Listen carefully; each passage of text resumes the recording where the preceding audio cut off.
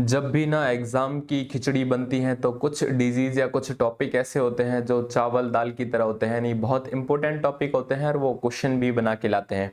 लेकिन कुछ टॉपिक जो होते हैं वो ऑयल की तरह होते हैं जो सिर्फ फ्राई करने में काम आते हैं, न तो उनका कुछ टेस्ट होता, न वो दिखाई देते, लेकिन उनके कंसेप्ट बड़े इंपॉर्टेंट होते हैं, वो पूरी खिचड़ी को फ्राई करने में बहुत काम आती हैं। तो एग्जाम की इसी खिचड़ी में से एक ऑयल टॉपिक जो मैं आज निकाल के लाया हूं, जिसको अपन पढ़ेंगे, इससे सीधा सीधा डायरेक्ट कोई भी क्वेश्चन पूछा गया हो ऐसा मैंने अभी तक नहीं देखा। अगर आपने कहीं देखा हो तो कमेंट सेक्शन में जरूर बताना। लेकिन इससे जो कॉन्सेप्ट निकल के आएंगे ना, उससे एग्जाम में बहुत बारी क्वेश्चन अप्रोच करने में, क्वेश्चन डील करने में बहुत हेल्प मिलती है। तो आज ही अपन एक ऐसा टॉपिक इंपॉर्टेंट पढ़ेंगे, कार्डियोलॉजी का ये टॉपिक है और मेरा फेवरेट सब्जेक्ट भी कार्डियोलॉजी है। तो मोटिवेशनल कोट से शुरू करते हैं कि मंजिल भी जिद्दी है, रास्ते भी जिद्दी हैं, देखते हैं कल क्या होगा, हौसले भी तो जिद्दी हैं। नमस्कार, स्वागत है आप सभी का नॉरसेट वाईफाई के इस ऑनलाइन चैनल पर। और आज अपन डिस्कस करेंगे एक छोटी सी, एग्जाम में नहीं आने वाली लेकिन बेहद ही इंटरेस्टिंग और कंसेप्चुअल डिजीज, जिसका नाम है कार्डियक टेम्पोनाट। क्या होता है कार्डियक टेम्पोनाट?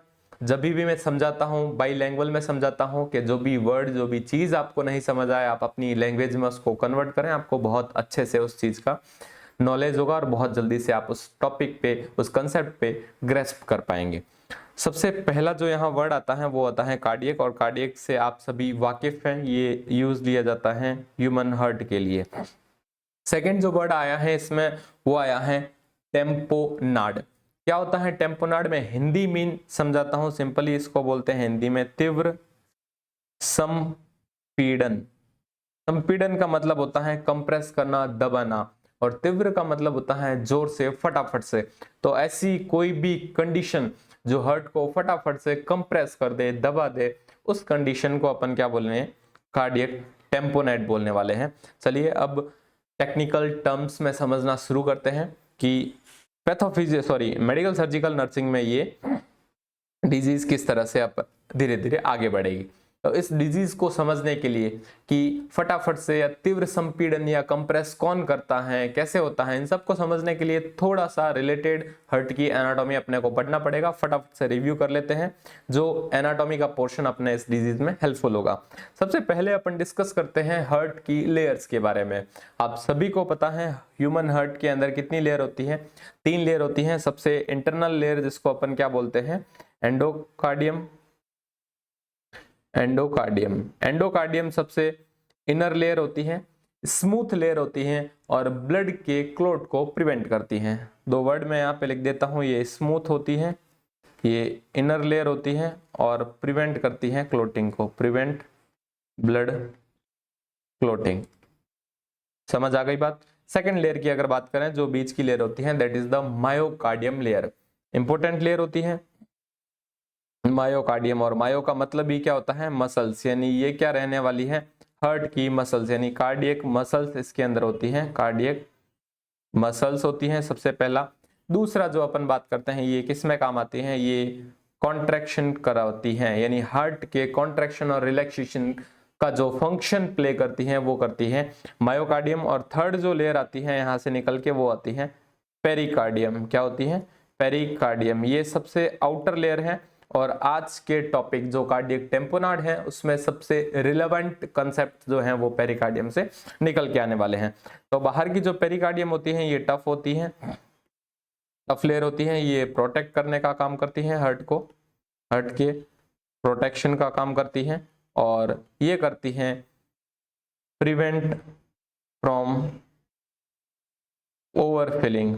हार्ट के ओवरफिलिंग को ये प्रिवेंट करती है, यानी ये बाहर से हार्ट के बहुत ज्यादा डायस्टोल, बहुत ज्यादा रिलैक्स को रोक के रखती है। यानी एक टफ, एक जाल सा या टफ आप कह दो, एक पिंजरा सा, केज सा, 4 दीवारी बना देती है, जिसके अंदर ही हार्ट कॉन्ट्रैक्ट करता है और इससे बाहर हार्ट रिलैक्स या डायस्टॉल नहीं कर पाता, जिसकी वजह से हार्ट ओवरफ्लो नहीं होता, इनफ्लो बहुत ज्यादा नहीं आता। तो ये बहुत ही इंपॉर्टेंट फंक्शन है कार्डियक टेम्पोनाड के पर्सपेक्टिव से। तो ये क्या करती हैं? पेरिकार्डियम जो है वो हार्ट की ओवरफिलिंग को प्रिवेंट करती है। पेरिकार्डियम भी कितनी होती है? 2 सब लेयर के अंदर होती है, यानी 2 पार्ट होते हैं पेरिकार्डियम के। फर्स्ट जो सी पॉइंट ए कर देते हैं इसको। फर्स्ट जो पेरिकार्डियम की लेयर होती है उसको अपन बोलते हैं फाइब्रस पेरिकार्डियम, ये एक्चुअल आउटर लेयर होती है एंड फाइब्रस पेरिकार्डियम ये क्या होती है, आउटर लेयर होती है और ये भी टफ लेयर होती है और ये प्रोटेक्ट करने का काम करती है जैसा कि पेरिकार्डियम। C2 की अगर बात करें पेरिकार्डियम की दूसरी लेयर उसको अपन बोलते हैं सिरस पेरिकार्डियम। सिरस का मतलब होता है जो लेयर्स या जो पार्ट सीक्रेशन का काम करे उसको अपन सिरस बोलते हैं। तो सिरस पेरिकार्डियम होती है, इसके भी दो सब पार्ट होते हैं। पेरिकार्डियम की दो लेयर होती हैं, फाइब्रस पेरिकार्डियम, सिरस पेरिकार्डियम, और सिरस पेरिकार्डियम की भी दो लेयर होती हैं। सबसे इसकी जो आउटर लेयर होती है उसको अपन बोलते हैं पेराइटल, और इसकी जो इंटरनल होती है जो मायोकार्डियम के पास होती है उसको अपन बोलते हैं विसरल लेयर। तो जो पेराइटल और विसलर लेयर होती है ये सिरस लेयर के दो पार्ट होते हैं और इन्हीं दोनों लेयर के बीच में एक कैविटी प्रेजेंट होती है, एक खाली स्पेस प्रेजेंट होता है जिसमें क्या भरा रहता है, फ्लूइड भरा हुआ रहता है, जिसमें एक फ्लूइड भरा हुआ रहता है। और इस कैविटी को सबसे पहले अपन कहते हैं पेरिकार्डियम कैविटी या पेरिकार्डियल कैविटी। क्या कहते हैं, पेरिकार्डियल कैविटी कहते हैं इसको। और जो इसमें फ्लूइड भरा हुआ आता है उसको अपन बोलते हैं पेरिकार्डियल फ्लूइड, पेरिकार्डियल फ्लूइड। तो ये दो चीजें आपको यहां समझनी बहुत जरूरी है क्योंकि कार्डियक टेम्पोनेट इसी कार्डियक कैविटी में पेरिकार्डियल फ्लूइड के प्रेशर को ज्यादा बढ़ने से देखने वाली डिजीज है बेसिकली। तो ये पेरिकार्डियम की बात हो गई है। नेक्स्ट अपन थोड़ा सा इस फ्लूइड की बात कर लेते हैं कि ये फ्लूइड क्या होता है, कहाँ से सीक्रेट होता है और इसका अमाउंट कितना होता है। तो इस फ्लूइड के बारे में थोड़ा ओवरव्यू ले लेते हैं। इसको मैं यहाँ लिख देता हूँ पेरिकार्डियल फ्लूइड, पेरिकार्डियल फ्लूइड। जैसा कि मैंने आपको बताया पेरिकार्डियल फ्लूइड प्रेजेंट कहाँ होता है, तो ये सिरस की दोनों लेयर के बीच में यानी पेरिकार्डियल कैविटी में प्रेजेंट होता है। ये सीक्रेट कहाँ से होता है, ये विसरल लेयर से सीक्रेट होता है।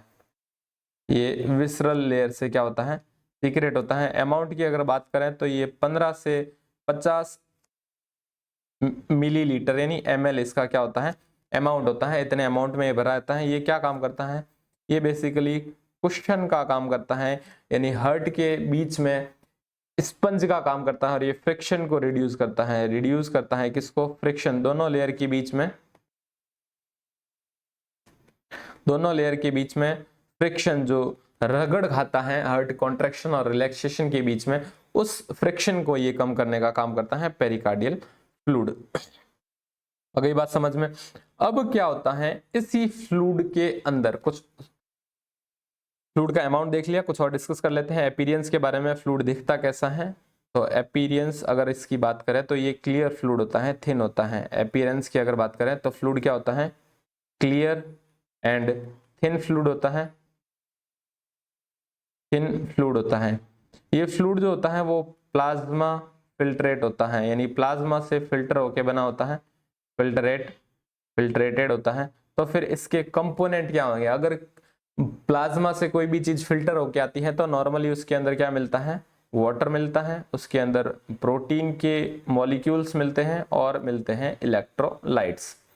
तो ये कंपोनेंट होते हैं। अगर इनके अलावा कोई भी कंपोनेंट मिलता है तो वो इंडिकेट करता है कहीं ना कहीं किसी भी पैथोलॉजी को। क्लियर फ्लूइड हो गया, प्लाज्मा हो गया, 5 से 50 ml इसका अमाउंट हो गया। और फिर जो है वो ये क्या है, ये स्ट्रॉ कलर्ड होता है, कभी पूछ भी ले तो स्ट्रॉ कलर्ड होता है। बेसिकली क्लियर होता है लेकिन स्ट्रॉ कलर्ड भी ये प्रेजेंट होता है। अब कार्डियक टेम्पोनेट क्या होता है, क्या कंडीशन होती है, तीव्र संपीड़न। जैसा मैंने बताया कि कोई भी चीज हार्ट को इतना जल्दी से इतना जोर से कंप्रेस करे कि हार्ट के खुद की फंक्शनिंग यानी हार्ट का खुद का डायसिस्टोल और सिस्टोल क्या हो जाए, कम हो जाए या बंद हो जाए, उस कंडीशन को अपन टेम्पोनेट कहते हैं। ये कंडीशन डेवलप ही एक और डिजीज से यानी टेम्पोनेट से पहले एक और कंडीशन डेवलप होती है जिसको अपन कहते हैं कार्डियक या पेरिकार्डियल इफ्यूजन। इस इफ्यूजन से ही ग्रेजुअली या एक्यूटली डेवलप होकर टेम्पोनेट बनता है। तो सबसे पहले अपन पेरिकार्डियल इफ्यूजन की ही बात कर लेते हैं यानी एक डिजीज कंडीशन है जिसका नाम मैंने बताया पेरिकार्डियल इफ्यूजन।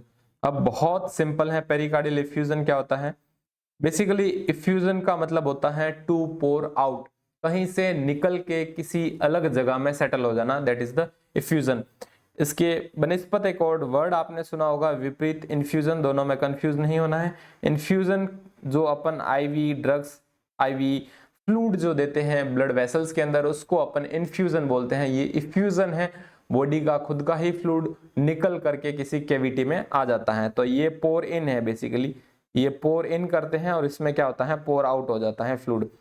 तो पेरिकार्डियल इफ्यूजन क्या होता है, बॉडी का फ्लूइड पोर आउट होके या ब्लड फिल्ट्रेट होके कोई भी तरह का फ्लूइड जो होता है वो कहाँ आ जाता है, इन सैक में, या यूं कहते हैं पेरिकार्डियल कैविटी में। पेरिकार्डियल कैविटी के अंदर अगर फ्लूइड एक्यूमुलेट हो जाता है एक्यूमुलेट हो जाता है, उस कंडीशन को अपन क्या कहेंगे, पेरिकार्डियल इफ्यूजन। यानी किसी भी पस का, ब्लड का या फ्लूइड का, वाटर का कहाँ भर जाना, पेरिकार्डियल कैविटी या पेरिकार्डियल सैक में भर जाना। और उस भरने से क्या देखने को मिलता है, जो कंडीशन देखने को मिलती है वो देखने को मिलता है पेरिकार्डियल इफ्यूजन। किस किस कारणों की वजह से पेरिकार्डियल इफ्यूजन देखने को मिलता है, तो ये इन्फ्लामेशन की वजह से, पेरिकार्डाइटिस जैसे पेरिकार्डियम लेयर का इन्फ्लामेशन, ये रीनल फेलियर की वजह से देखने को मिलता है, हाइपोथायराइडिज्म की वजह से देखने को मिल सकता है, टीबी की वजह से देखने को मिलता है, कैंसरस कंडीशन जैसे नियोप्लेसिया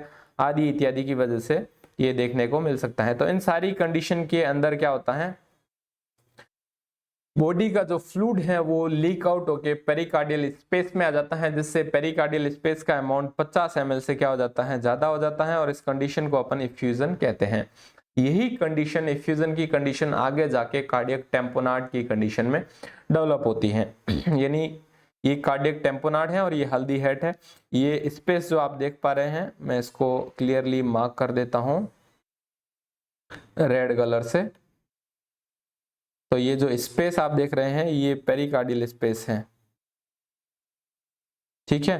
तो ये पेरिकार्डियल स्पेस है, और जब भी इसमें फ्लूइड का अमाउंट ज्यादा हो जाएगा, ये देखिए, जब भी इसी में अमाउंट, पेरिकार्डियल फ्लूइड का अमाउंट ज्यादा होगा, तो इस कंडीशन को अपन क्या कहेंगे, कार्डियक इफ्यूजन या पेरिकार्डियल इफ्यूजन कहेंगे।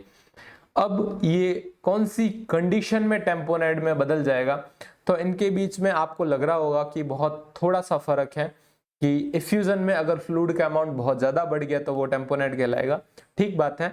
लेकिन ये बहुत ज्यादा फर्क जो है, या बहुत थोड़ा फर्क जो है, ये जीवन और मौत का फर्क है। इफ्यूजन बेसिकली एक डिजीज है, लेकिन कार्डियक टेम्पोनाइड जो है वो लाइफ थ्रेटनिंग सिचुएशन है। तो पहले इसको डिस्टिंग्विश कर लेते हैं कि टेम्पोनाइड कब बोलेंगे, किसी भी ऑर्गन के सराउंड अगर फ्लूइड जमा हो जाता है और वो ऑर्गन को कंप्रेस करता है, तो सबसे पहले क्या होता है, ऑर्गन कंप्रेशन। अगर ऑर्गन कंप्रेशन होता है प्लस इसके साथ क्या देखने को मिलता है, reduce organ functioning, reduce organ functioning, यानी उस ऑर्गन का कंप्रेशन इतना हो जाता है, या मान लो हार्ट का कंप्रेशन इतना हो गया कि हार्ट डायसिस्टोल ही नहीं कर पाए, हार्ट से कार्डियक आउटपुट ही नहीं निकल पाए, उस कंडीशन को क्या कहते हैं, टेम्पोनाइड कंडीशन कहते हैं। इसको आप मार्क कर लीजिए, दोनों ही चीजें यहाँ पे देखने लायक हैं। फर्स्ट ऑर्गन कंप्रेशन और सेकंड रिड्यूस ऑर्गन फंक्शनिंग। अब जब भी ऑर्गन फंक्शनिंग आएगा, रिड्यूस होगा, तो ये कंडीशन कहलाएगी टेम्पोनाइड, और ऑर्गन कंप्रेशन तक आप इसको इफ्यूजन में काउंट कर सकते हैं। तो ये बेसिकली कार्डियक टेम्पोनाइड की सिचुएशन कहलाती है। चलिए प्रॉपर डेफिनेशन समझते हैं कि क्या डेफिनेशन होती है कार्डियक टेम्पोनाइड की। तो it is a life threatening condition, ये एक ऐसी कंडीशन है, लाइफ थ्रेटनिंग कंडीशन है, जिसको अगर जल्दी से रूल आउट करके ट्रीट नहीं किया जाए तो पेशेंट की डेथ भी हो सकती है। तो फ्लूइड इसमें क्या होता है, fluid accumulated in the pericardial sac या कैविटी के अंदर क्या होता है, फ्लूइड एक्यूमुलेट होता है अंडर प्रेशर। इसको आप मार्क कर लें, दो तीन चीजें जो इसमें इंपॉर्टेंट है, कीवर्ड्स जिसको अपन बोल सकते हैं, इसको आपको भूलना नहीं है, that is the under pressure, यानी एक सर्टेन प्रेशर के अंदर, यानी इंट्राकार्डियल कैविटी में बहुत प्रेशर बढ़ जाता है, जिसको अपन आगे पढ़ेंगे कि increase in the intrapericardial cavity pressure. तो अंडर प्रेशर ये फील होता है that obstruct the inflow of the heart, blood of the heart. इतने प्रेशर से ये ब्लड वहां एक्यूमुलेट होता है कि हार्ट जो है वो इनफ्लो बंद हो जाता है। जब भी इसमें इतना ज्यादा प्रेशर बढ़ेगा, ये यहाँ कंप्रेस करने लग जाएगा, तब हार्ट क्या होगा, प्रॉपर डायसिस्टोल नहीं होगा। और हार्ट अगर प्रॉपर डायसिस्टोल नहीं होगा तो फिर हार्ट में ब्लड इनफ्लो नहीं होगा, जो यहाँ लिखा हुआ है। और जब भी इनफ्लो नहीं होगा तो आउटफ्लो भी नहीं होगा। इसकी अपन पैथोफिजियोलॉजी समझ लेते हैं। तो first, fluid compress the heart. जो पेरिकार्डियल सैक में फ्लूइड जमा होता है वो हार्ट को धीरे धीरे कंप्रेस करेगा। Cardiac filling will be compromised, cardiac filling compromised होगी। अब ये बाहर की तरफ क्यों नहीं फैल रहा, मैंने बताया था सबसे आउटर लेयर जो होती है वो फाइब्रस लेयर होती है, टफ लेयर होती है जो ओवर फिलिंग को प्रिवेंट करती है। यानी बाहर का जो केस है, बाहर का जो आप कह सकते हैं पेरिफेरी है, वो एकदम टफ है, स्ट्रॉन्ग है। अगर इसके अंदर फ्लूइड भरने लगा तो वो फिर अंदर अंदर हार्ट को क्या करता रहेगा, कंप्रेस करता रहेगा। इससे क्या होगा, इवेंचुअली कार्डियक आउटपुट ड्रॉप हो जाएगा, जिससे बॉडी को ब्लड सप्लाई या ब्लड प्रेशर कम हो जाएगा, ऑर्गन परफ्यूजन कम हो जाएगा, और पेशेंट हीमोडायनेमिक स्टेबिलिटी को लॉस्ट कर देगा। यानी पेशेंट हीमोडायनेमिकली अनस्टेबल हो जाएगा, शॉक की कंडीशन में जाने लग जाएगा।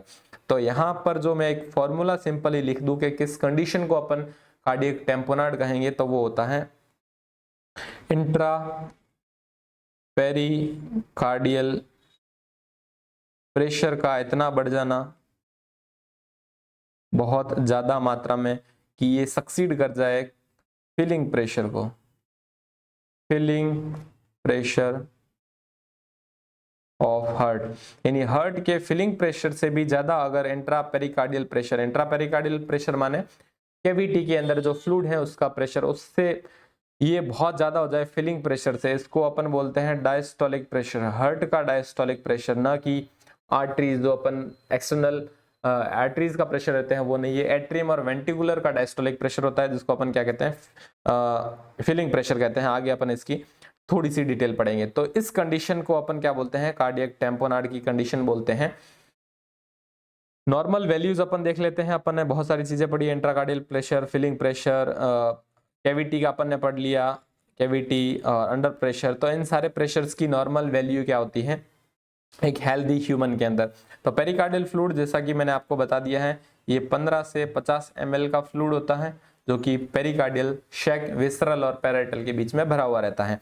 इंट्रा पेरिकार्डियल प्रेशर, दोनों कैविटी का प्रेशर क्या होता है, तो ये pressure -5 mm of Hg, negative pressure से लेके 0 हो सकता है। बहुत सारी बुक में इसको 0 से लेके 5 mm ऑफ Hg तक भी मेंशन किया है। तो कुल मिला के इसकी रेंज की अगर बात करें तो 5 से लेके -5 से लेके +5 तक ये प्रेशर देखने को मिलता है।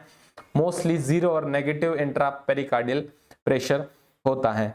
Right side heart filling pressure, जिसको मैंने डायस्टोलिक प्रेशर भी बोला था, ये कितना होता है, तो डायसिस्टोल के टाइम या डायसिस्टोल से पहले जैसे जैसे हार्ट डायसिस्टोल करता रहता है, उसी दौरान जस्ट डायसिस्टोल स्टार्ट होने से पहले और डायसिस्टोल खत्म होने तक हार्ट के चैम्बर के अंदर कितना प्रेशर होता है उसको सिंपली फिलिंग प्रेशर कहते हैं, at the duration of filling of the heart chamber. तो राइट साइड के एट्रियम और वेंट्रिकुलर का कितना प्रेशर होता है, तो ये होता है 2 से 6 mm ऑफ Hg। और ये फिगर, ये वैल्यू आपको एक जगह कोरिलेट करने को मिलेगी, और वो आपने सभी ने सुना होगा CVP यानी सेंट्रल वीनस प्रेशर। क्या होता है central Venus pressure, internal jugular when pressure जो अपन चेक करते हैं वो होता है सेंट्रल वीनस प्रेशर, और वो ही रिफ्लेक्ट करता है right sided heart filling pressure को। राइट एट्रियम से सीधा जुड़ा हुआ होता है ये इंटरनल जुगुलर वेन, यानी राइट एट्रियम और जुगुलर वेन के बीच में कोई वॉल्व प्रेजेंट नहीं होता, ब्लड फ्लो में कोई ऑब्स्ट्रक्शन नहीं होता, इसलिए जो भी जुगुलर वेन साइड प्रेशर और वेवफॉर्म देखने को मिलेगी वो डायरेक्टली रिफ्लेक्ट करेगी हार्ट के राइट साइडेड को, मोस्टली हार्ट के एट्रियम को। तो एट्रियम के अंदर जो भी फिलिंग प्रेशर होगा 2 से 6 mm ऑफ Hg, इसी को अपन सम शॉर्ट मेजर करते हैं CVP यानी सेंट्रल वीनस प्रेशर के थ्रू। और नेक्स्ट जो वैल्यू है वो है लेफ्ट साइडेड हार्ट प्रेशर। ये थोड़ा ज्यादा देखने को मिलता है क्योंकि हार्ट का लेफ्ट साइड जो होता है वो मसल्स भी थिन होती हैं, लेफ्ट वेंट्रिकुलर में प्रेशर भी ज्यादा होता है मोर कॉन्ट्रैक्शन करने के लिए। तो ये 6 से 12 mm ऑफ Hg देखने को मिलता है। तो यहाँ जो टेम्पोनार्ड का फॉर्मूला अपन ने पढ़ा था कि intra pericardial pressure filling pressure से ज्यादा हो जाए, यानी intra pericardial pressure -5 mm of Hg या 0 mm ऑफ Hg बहुत बहुत बहुत ज्यादा हो जाए, 2 से 6 mm ऑफ Hg, यानी जो फिलिंग प्रेशर है, इनके बीच का गैप अगर बहुत ज्यादा हो जाए, वो कंडीशन टेम्पोनार्ड, या फिर टेम्पोनार्ड की कंडीशन में ये गैप बहुत ज्यादा बड़ा हुआ देखने को मिलता है। क्या क्या फैक्टर होते हैं कार्डियक इफ्यूजन या पेरिकार्डियल इफ्यूजन से टेम्पोनार्ड बनने में? सिंपली मैंने बताया टेम्पोनार्ड कब डेवलप होगा, जब पेरिकार्डियल सैक के अंदर पेरिकार्डियल फ्लूइड का अमाउंट बहुत ज्यादा बढ़ जाएगा। तो टेम्पोनार्ड बनने के अंदर क्या देखने को मिलेगा, तो खाली एक फ्लूइड ही नहीं होता टेम्पोनार्ड बनने के अंदर, ये आपको दिमाग में बैठा लेना है। आप सिंपली सोच रहे होंगे कि जब भी 50 ml 100 ml तक इन्फ्यूजन बोल देते होंगे, 150 ml तक इन्फ्यूजन बोल देते होंगे, और इससे जब भी बढ़ जाता होगा तो उसको टेम्पोनार्ड कह देंगे, क्योंकि जैसे जैसे फ्लूइड बढ़ेगा ऑब्वियसली हार्ट को धीरे धीरे कंप्रेस करता जाएगा, और ज्यादा फ्लूइड मतलब ज्यादा कंप्रेशन, और ज्यादा कंप्रेशन का मतलब इनफ्लो कम और टेम्पोनार्ड। तो है ऐसा, लेकिन पूरा ओवरऑल कॉन्सेप्ट ये नहीं है। आपको ये जानकर ताज्जुब होगा कि कभी कभार 100 से 200 ml फ्लूइड क्या कर देता है, कार्डियक टेम्पोनार्ड कर देता है, और कभी कभी इसका 10 गुना यानी 1000 से 2000 ml यानी 2000 लीटर तक ये फ्लूइड भी 2 लीटर तक भी ये फ्लूइड कार्डियक टेम्पोनार्ड कॉज नहीं करता है। तो क्या ऐसे फैक्टर हैं? ये ओनली अमाउंट हो गया, इसका मतलब कुछ और भी फैक्टर होंगे जो टेम्पोनार्ड में कंट्रीब्यूट करेंगे। तो क्या ऐसे फैक्टर हैं जो कि कार्डियक इफ्यूजन को कार्डियक टेम्पोनार्ड में कन्वर्ट करने में देखने को मिलते हैं रिलेटेबल? फर्स्ट जो अपन ने पढ़ लिया that is the amount of accumulation या फ्लूइड एक्यूमुलेशन अमाउंट। क्या देखने को मिलेगा? अमाउंट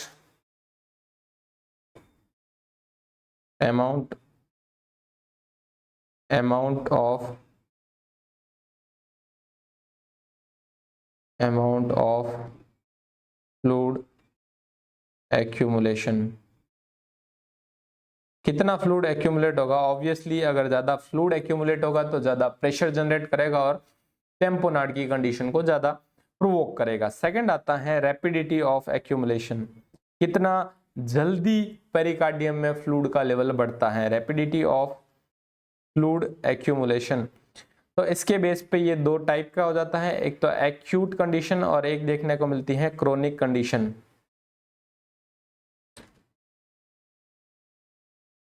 क्या देखने को मिलती है? First is the acute condition और second is the chronic condition. ये दो कंडीशन देखने को मिलती है।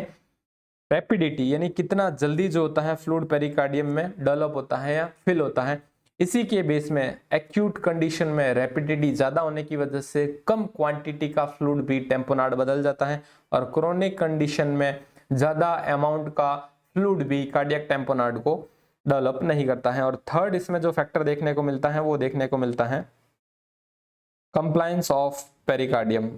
कंप्लायंस ऑफ पेरिकार्डियम यानी जो सबसे बाहर की लेयर है वो मैक्सिमम कितना स्ट्रेच हो सकती है। कंप्लायंस को क्या बोलते हैं? कंप्लायंस को बोलते हैं एबिलिटी टू स्ट्रेच। क्या बोलते हैं? एबिलिटी, या अपन बोलते सिंपली बोल देते हैं मैक्सिमम स्ट्रेच। कितना ज्यादा मैक्सिमम स्ट्रेच हो पाती है, जितना ज्यादा मैक्सिमम स्ट्रेच होगी उतना ज्यादा हार्ट डायस्टोल होगा, और जितना ज्यादा डायस्टोल होगा उतना ज्यादा इनफ्लो आएगा, तो टेम्पोनार्ड की कंडीशन डेवलप होने में थोड़ा लेट होता रहेगा। यानी जितना ज्यादा कंप्लायंस होगा उतना कम कार्डियक टेम्पोनार्ड डेवलप होगा। तो ये तीनों ही फैक्टर जो होते हैं वो कंट्रीब्यूट करते हैं एक सिंगल प्रेशर को, जिसको अपन ने लास्ट में पढ़ा था इंट्रा पेरिकार्डियल प्रेशर, यानी आईपीपी को ये क्या करते हैं, ये तीनों मिलके मेंटेन करते हैं इंट्राकार्डियल पेरिकार्डियल प्रेशर को। और जैसा कि नॉर्मल अपन ने पढ़ा था ये -5 या 0 होता है, तो ये तीनों ही मिलके अगर इंट्रा पेरिकार्डियल प्रेशर की वैल्यू को more than 15 mm of Hg लेके जाते हैं तो उस कंडीशन में टेम्पोनार्ड डेवलप होता है। यानी इसका प्रेशर जो है वो 15 mm ऑफ Hg से क्रॉस करता है। इन तीनों को मिला के either amount, either rapidity, either compliance, इन तीनों के क्यूमुलेटिव एक्शन से जब भी आईपीपी की वैल्यू -5 या 0 से बढ़ के 15 से भी बढ़ जाती है, उस कंडीशन को क्या बोलते हैं अपन? कार्डियक टेम्पोनार्ड की कंडीशन बोलते हैं। तो ये था इंट्रोडक्टरी पोर्शन कि कार्डियक टेम्पोनार्ड यानी तीव्र संपीड़न, हार्ट का कंप्रेशन।